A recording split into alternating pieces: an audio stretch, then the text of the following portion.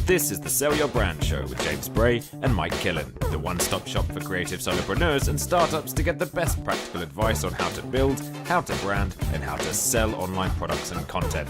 Let's get to it.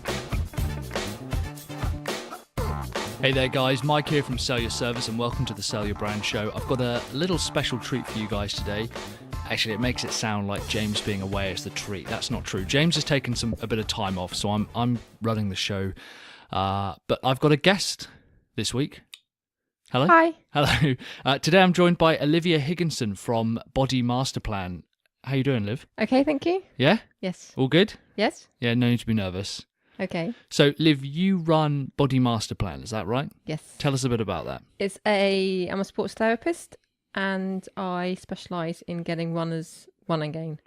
Okay, so you physically do the therapy work, right? Yes, I do. Now, you couldn't just hire someone to do that for you, could you? You couldn't just outsource that.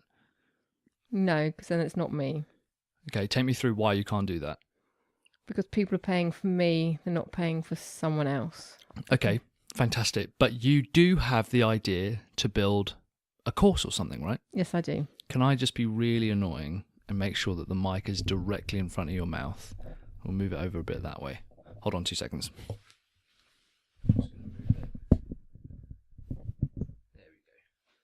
That's me not setting up. That's not Liv. That's me not setting it up. Don't blame properly. me. Yeah, don't blame. So, and you've got an idea to build a course. And so that's kind of what we want to go through on today's show. It's not going to be long. It'll probably be about half an hour, 45 minutes, nice and short.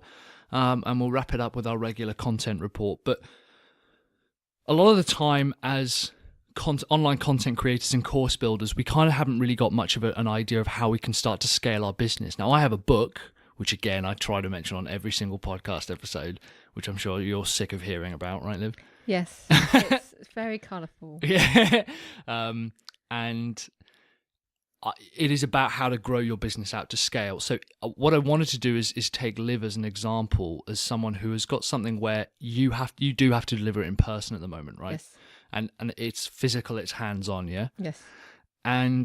But you want to start getting that out to more people, and we think the easiest way to do that is with a course, right? Yes. Okay, so what we're going to do is we're going to run through how to build a course out in real time. I'm going to be coaching and consulting Liv on this call right now as we go through this and begin to come out with a plan on how to build the course, how to promote it, and how to drive a little bit of traffic towards it as well. So yeah, I'm ready when you are, yeah? Yes. Okay, Let's go. cool. All right. So I think it all starts with where you are and what your business does. So take us again through the vision for your business, the purpose for your business. Why does Body Master Plan exist? It exists to physically get runners running again. It doesn't have to be difficult, but at times it is difficult. And Why is that? Because sometimes if you're injured, it can be a simple injury, and other times it can be a long-term battle to get yourself back. And you need someone there who understands not just your physical well-being, but your mental well-being as well. That's interesting. So the therapy that you give to people, now you yourself, you're not a counsellor or psychologist or anything, but you do find quite a lot of it is to do with confidence and motivation and habit and, you know, the more mental side of recovery, yeah? Yeah, sometimes you just need someone to be positive for you when you're not. Yeah, that's good. So being positive and you know, being kind of a bit of a rock. Yes. Okay, that's interesting. So take me through some of the problems that people experience. The main thing is that they want to get running again. Yes. Right? So what's preventing them from running? Numerous things. It could be time, it could be short-term injury, it could be a long-term injury. It's them not knowing where to go or what to do. They might be looking for that shining star in the sky. That's a PR, so a personal record. And sometimes with anything, you get a bit lost and you need direction to bring yourself back to that main goal. And part of what you provide is not only the exercises for them to do by themselves, Yes. So that's right. But you also yourself, you provide the therapy to them, yeah? Yes. Now, one of the core philosophies, particularly at the Sell Your Brand show that we have and at Sell Your Service, I know James feels this as well, is that the problems that a lot of our customers have does not necessarily mean we need to tie it to the way we deliver that solution. So by helping someone, helping people overcome the problems that you talked about there, can you see a problem in delivering some of that stuff in a different way? If you keep it simple enough, then no. If you keep it simple and generalised, then most people can do it. Mm-hmm.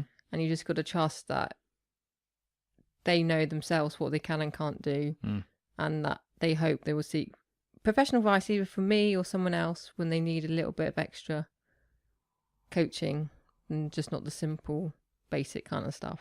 Yeah, so a course would allow you to reach a wider audience, reach more people, but also it wouldn't take your time up as much, right? Because people would be able to go through that content by themselves at their own pace, but it wouldn't require you to be there, yeah? Yes. Okay.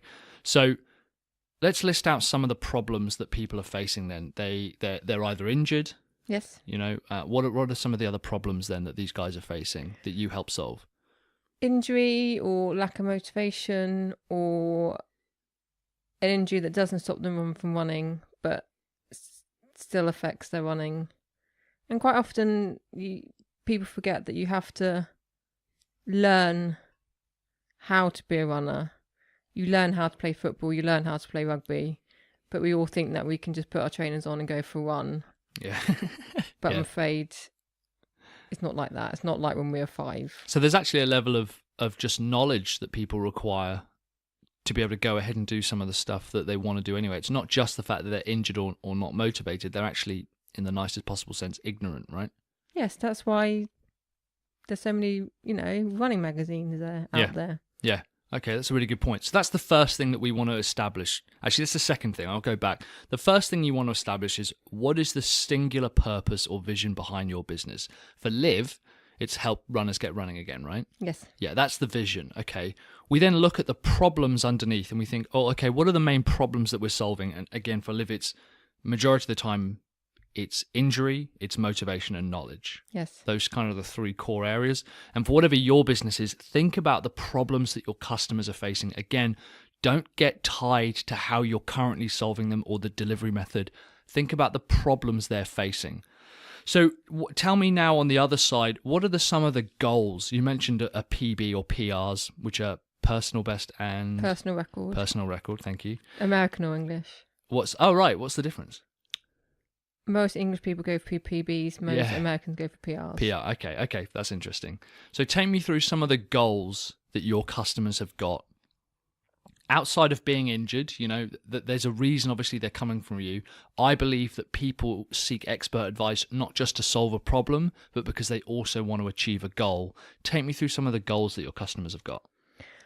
The goal could be basic winter training, what to do to build that base up for spring races. It could be looking for that PB in a race they have done before and they want to improve.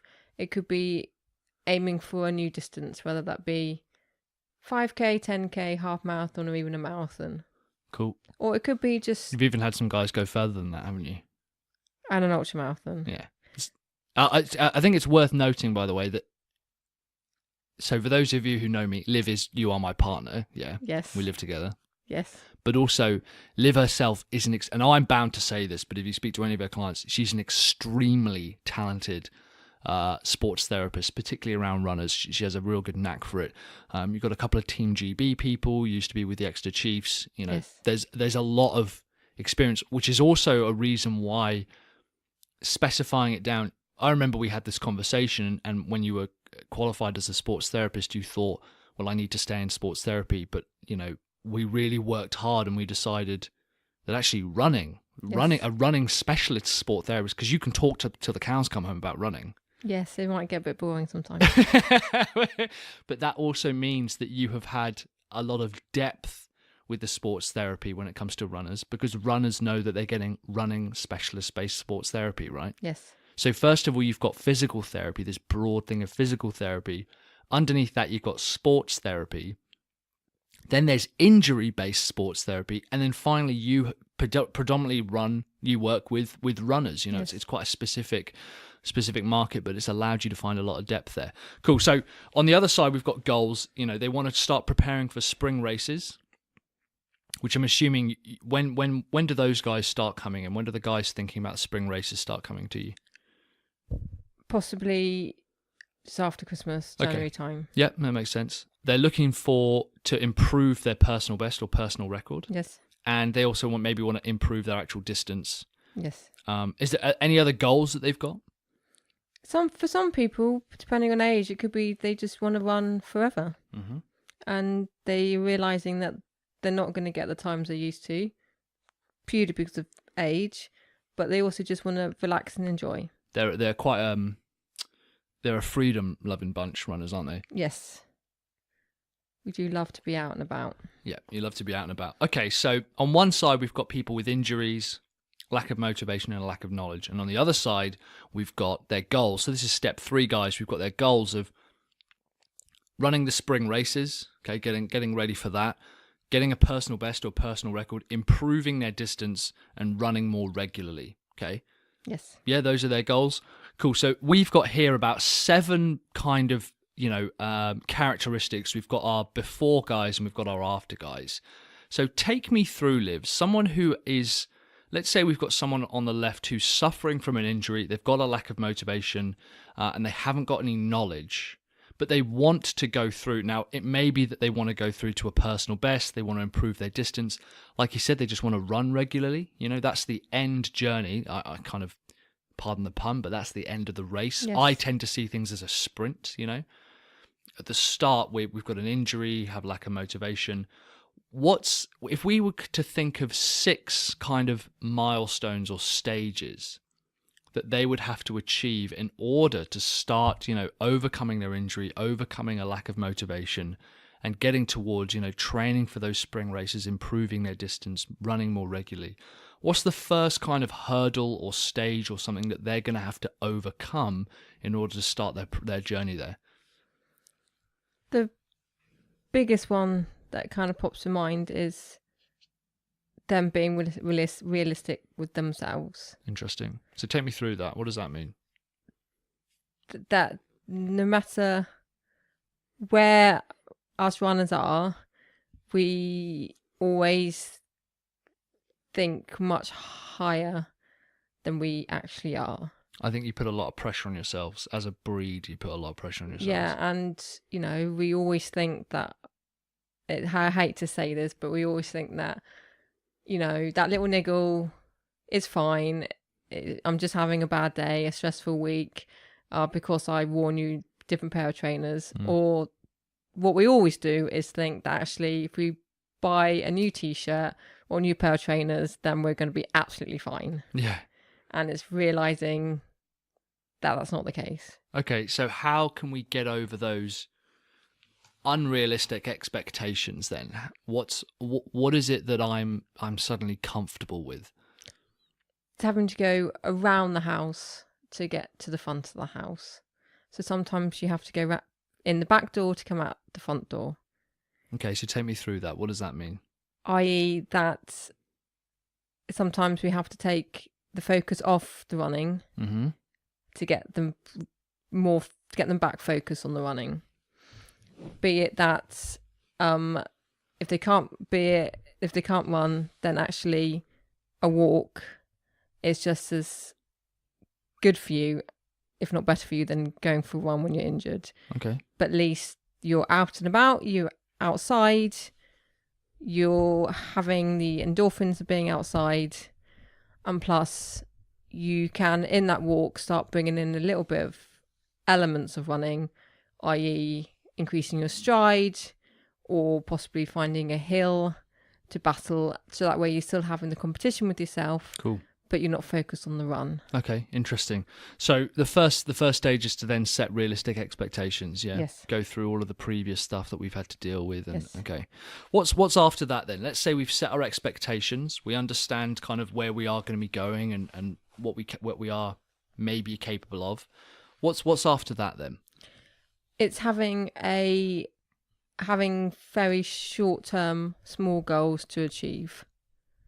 Be it either just getting yourself back out there for a run, be it even a mile or 2 miles, and then also knowing where you're going to go around that as well.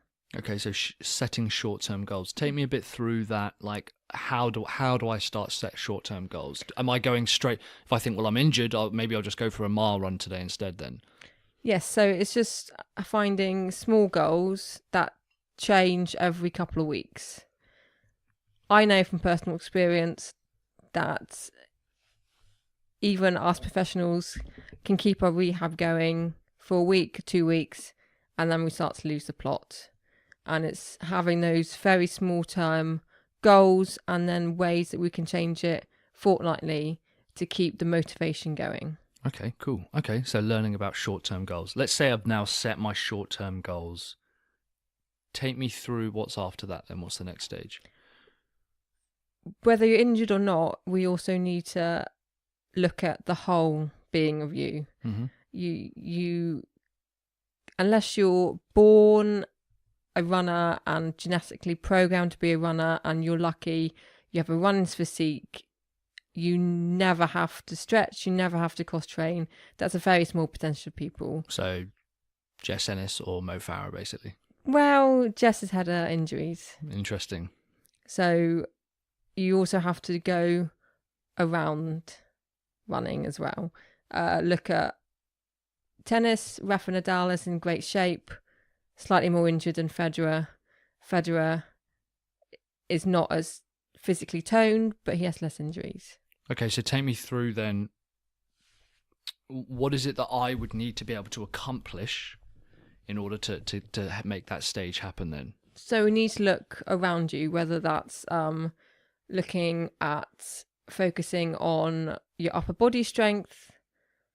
You do need upper body strength for running because you have to power your arms, especially if you're sprinting. So when you say look around you, do you just mean your physicality, or do you mean like where you live? Or Your physicality. So your body. Yes. You need to look at your general overall body and fitness. Yes. Okay.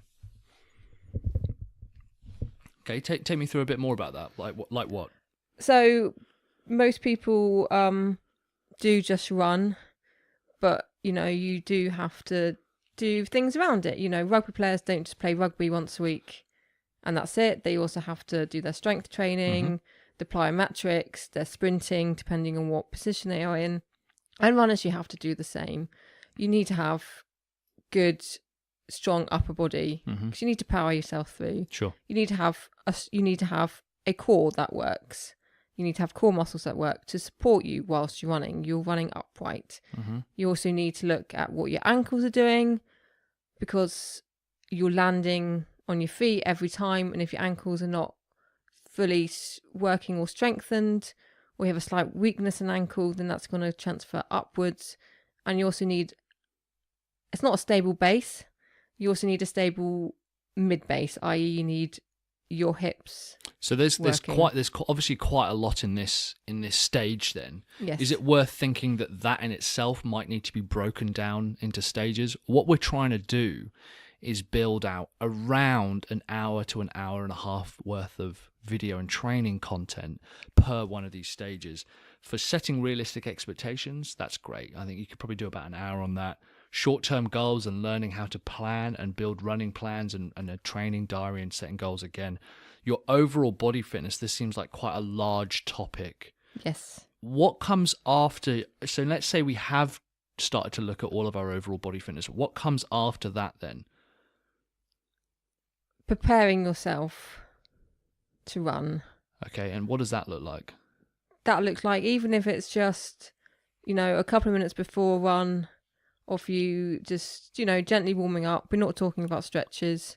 We're just talking about a few, mobilizations, doing some ankle work, doing some hip opening work, especially if you sit down all day, and then looking just a few minutes after you run, so you debrief yourself. So is there a difference between a pre-run and a post-run ritual? Yes. Do you reckon that would be worth splitting that out into two different subjects? Yes. Okay, but perfect. What about, so after the post-run then, and We're going to talk in more detail about these.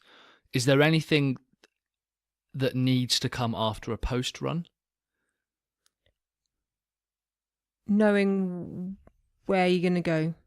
And so that's kind of coming back round to our short-term goals? Or? Yes. Yeah. And it's you having your own ability.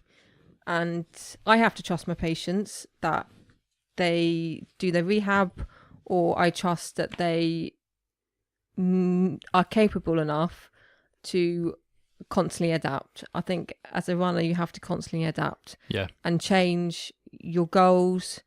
You might have great weeks and then you might have a bad week, and you have to constantly reassess where you are. Yeah. Okay, so let's go back to overall body fitness, because I feel that there's quite a lot of content there and too much maybe to put in one module. Yes. The idea is that we would want to spend 1 hour a week training someone through, and the first one would be setting expectations, the second hour would be short-term goals. The third hour, I think there's too much there. So take me through how many sections or stages are within overall body fitness, you know, because this is both exercises and rehab plans on the different areas, right? Yes, you'd have to look at you'd have to keep it general, because there's so many injuries and there's so many parts to an injury that you will just end up having a course that's 6 months long. Yeah. And with any injury, you have to physically adapt every couple of weeks. It's like, especially with a long-term injury, all I can explain it is like if you throw a stone in a water, you have a ripple effect. Yep. You can fix one thing, but then something else shows up that's a problem, and you fix that one, and again it goes and goes and goes and it goes on. That's when most people give up on their rehab because they don't realise that there's so many. We physically can't go backwards and know exactly what changed when it changed. We can't do that. Yeah. So within overall body fitness then, are there 2 or 3 core areas that maybe we can split out into their own sections? Yeah, because you could look at upper body's quite small for runners. Core work's quite small for runners. And then I would suggest that your mid-base, your hips would be one part, and then your ankles would be another part. Okay, so we've got hips and then ankles, you Yeah. said. And those different sections would include a little bit on the rehab, a little bit on stretches, a little bit on fitness. You know, there'd be a variety of stuff within the context of upper body or core, right? Yes. Okay, cool. So here's what we're going to do, right? We're going to go back through these. So if someone wants to get from injury, lack of motivation, and lack of knowledge up to spring races, running regularly, you know, improving their distance, getting a better personal best, they're going to go through setting expectations. Yes. Short-term goals. Yes. Upper body. Yes. Core. Yes. Hips. Yes. Ankles. Yes. Pre-run. Yes. Post-run. Yep. Perfect. So if someone went through all of those and they stuck to it, they are going to be getting closer to running regularly, improving their distance, personal bests, you know, that kind of stuff, you know, actually reducing injury and things. This is perfect. See, what we've done now is we've basically built out a bit of a syllabus here on what it is that, you know, you can be helping people with. Now, within those individual pieces, so let's say setting expectations, what we want to try and do is create some short 10-minute videos within them, and between 6 to 10. Okay, so not a huge amount. We want about an hour to an hour and a half's worth of content. With setting expectations, what's the first task that they would need to go to complete in order to start, you know, completing, knowing how to set expectations realistically? I think if you need to know where you are and also where you've been previously. Well, that's 2 then. Okay. That's yeah, and this is tough. This is hard, but this is why I wanted to go through this. And it's also worth pointing out we haven't rehearsed this. Nope. So this is happening live, and I wanted to show anyone who's building courses and online content, because I'm going to also show you how, even if you don't do a course, how content like this is vital to your business. because it's going through, it's giving you the ideas of what you need to start talking about on your blog, on your videos, on podcasts, on Instagram posts and all that kind of stuff. So first of all, understand where you are. Yes. Then understand where you've been. Where you've been. So if you're not injured and if you had a great previous 12 months, go back through your diary and look at previous races, look at times you got those races, and also look around those races in the weeks and what you've done. Yeah. So doing a bit of an audit. Yeah. So what worked and what didn't work. Okay. What else? What other tasks do we need when it comes to setting realistic expectations?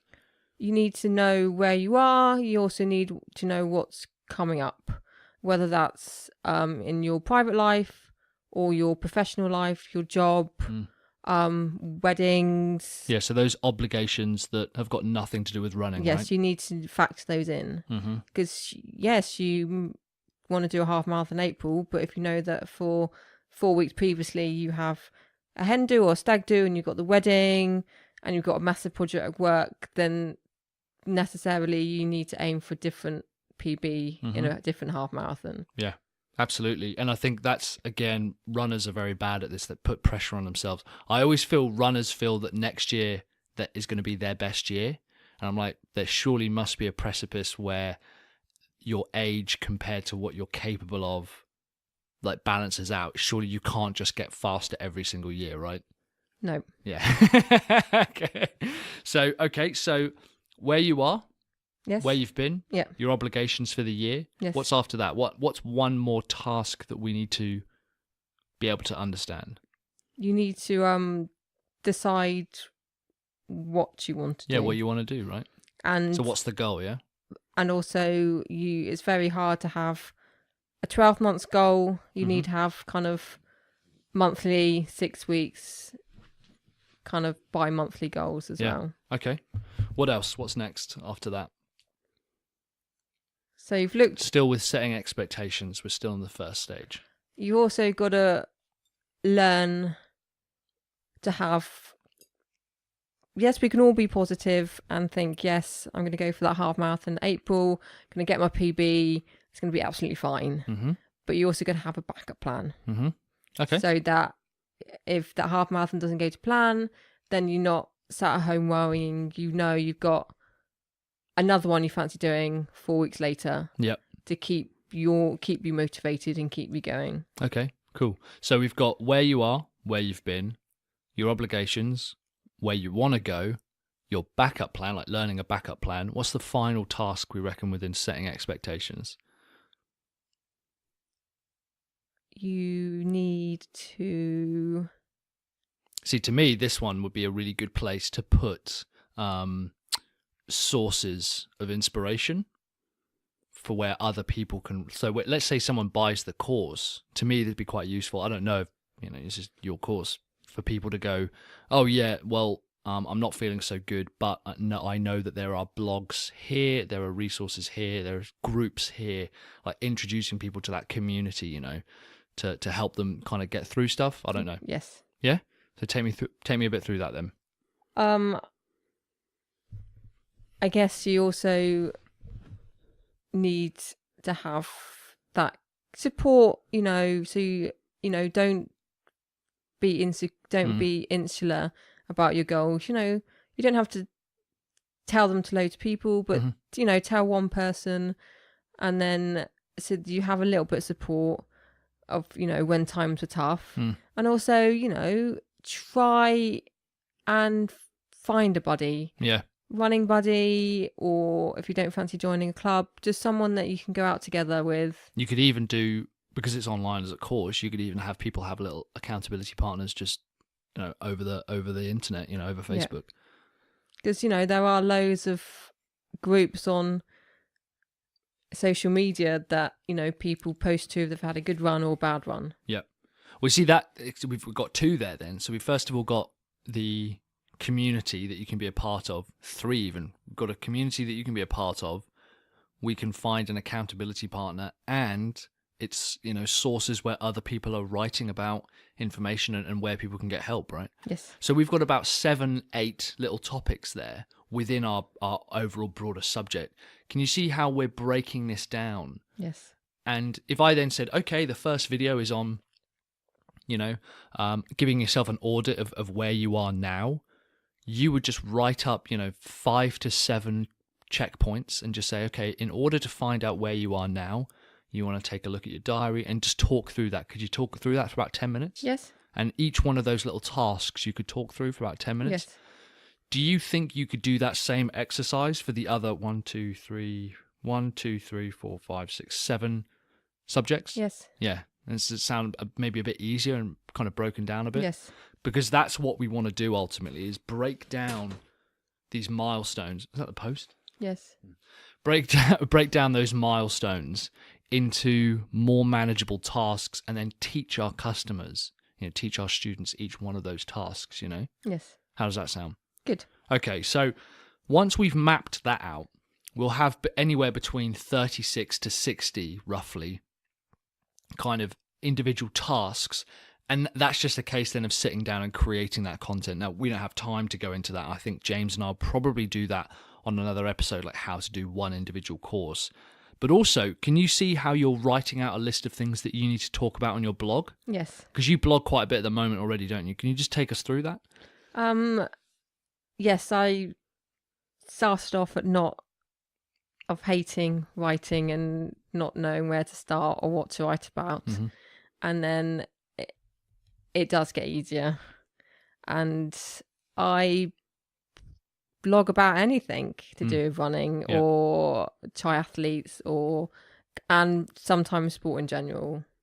Because think that, I think, yes, most runners are interested in running, but most are just fans of sport and what people achieve in sport. So it could be books I've read, articles that come up. It could be more down the scientific route, so new ideas coming through scientific journals, or it could be just me and my battles. Yep. So I have a little diary as well. Yeah, you do have a little diary on there, don't you? Yes. Talking about kind of the stuff you're going through. Because you have experienced quite a severe injury. Nearly 4 years now. Yeah.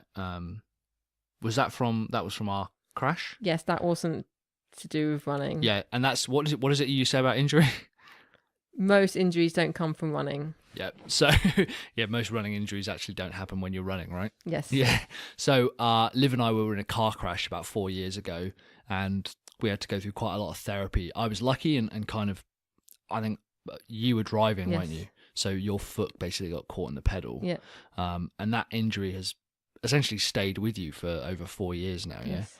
Yeah. And we have literally gone all over the world. There's 2 places that I think we should go to try and get the therapy done.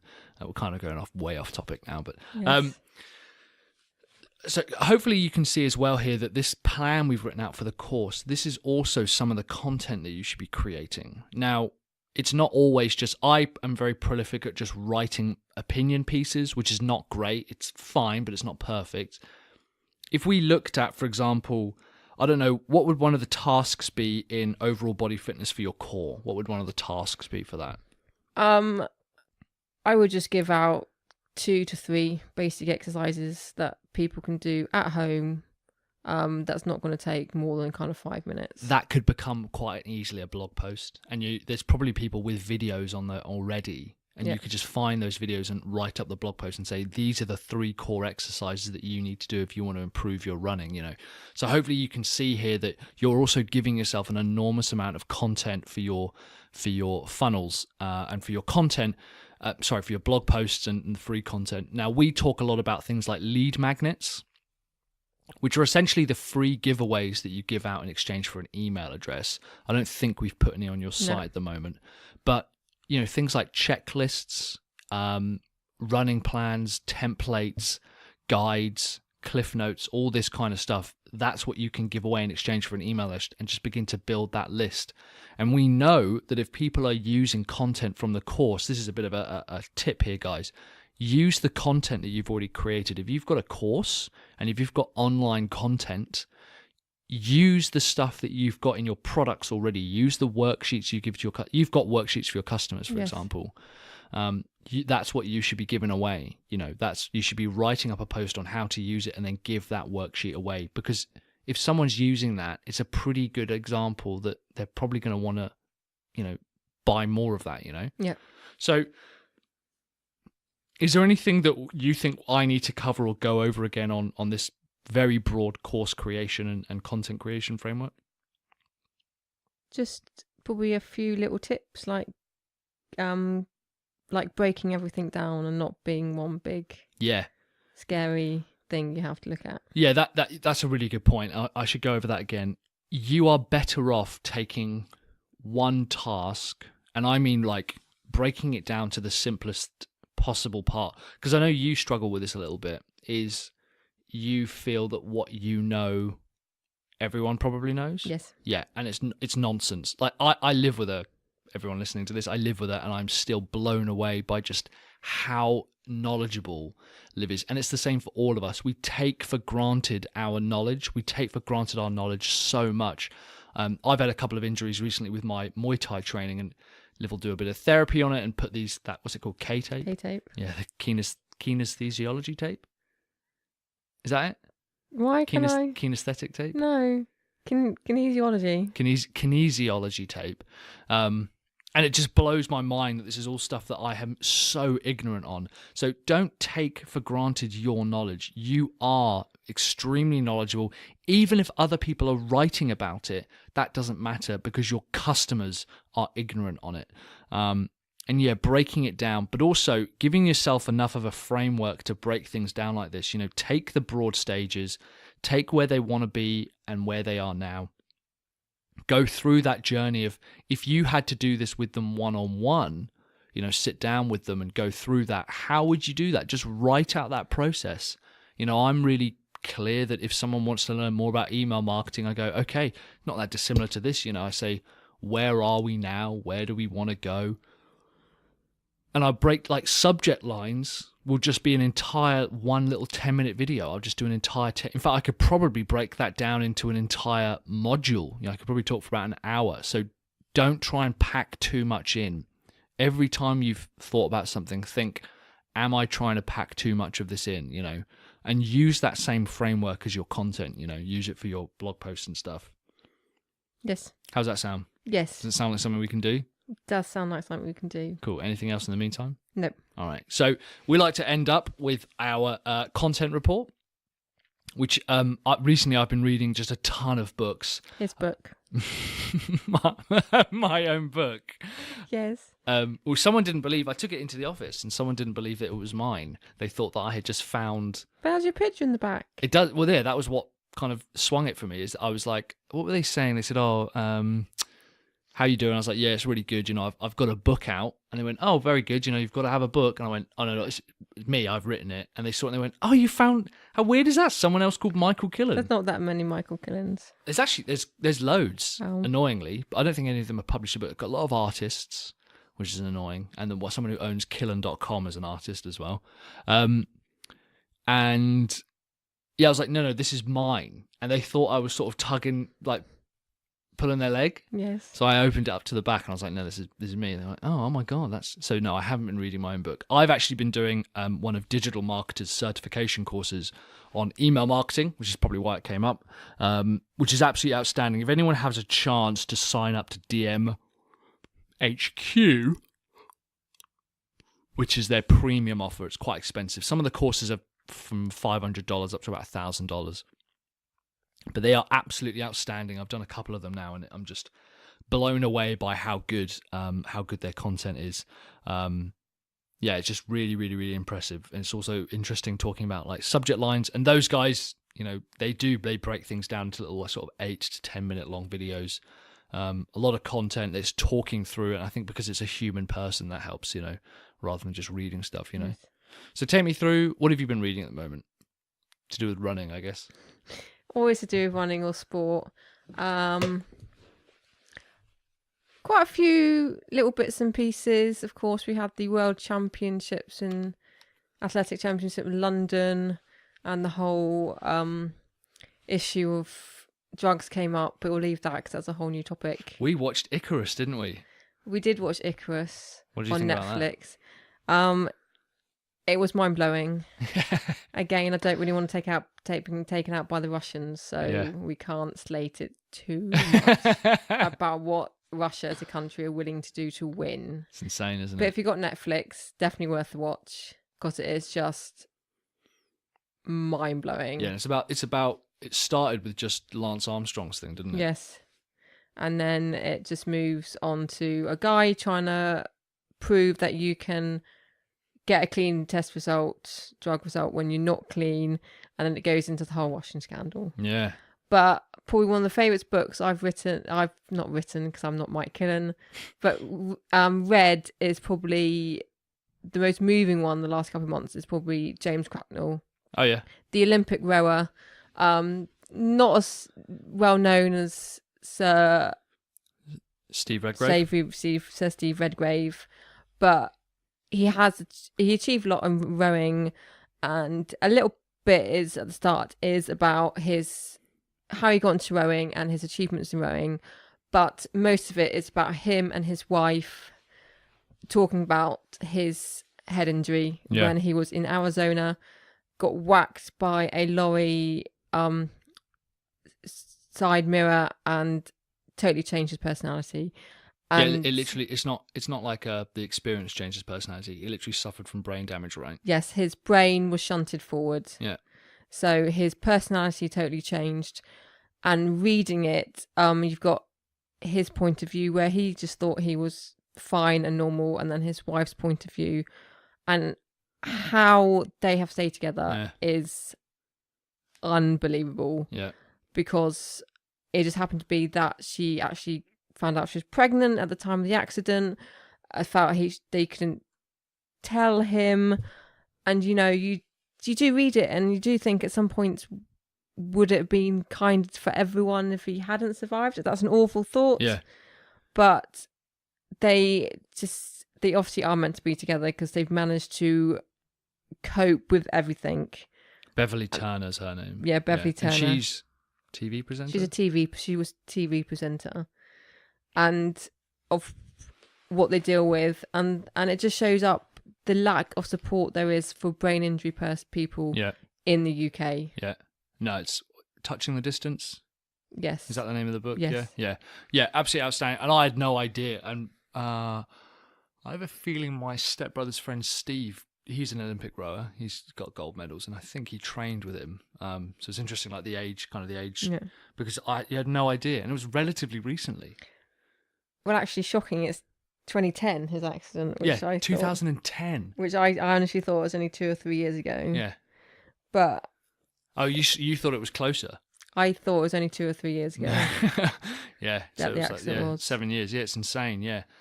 And how he's totally had to change his expectations of life because his personality changed and he can't make sudden decisions. So he can't go back and do these huge expeditions that he did with Ben Fogle and Johnny Lee Miller because he can't trust himself to make a life-changing decision in a split second. He can't do that anymore. Yeah, really interesting.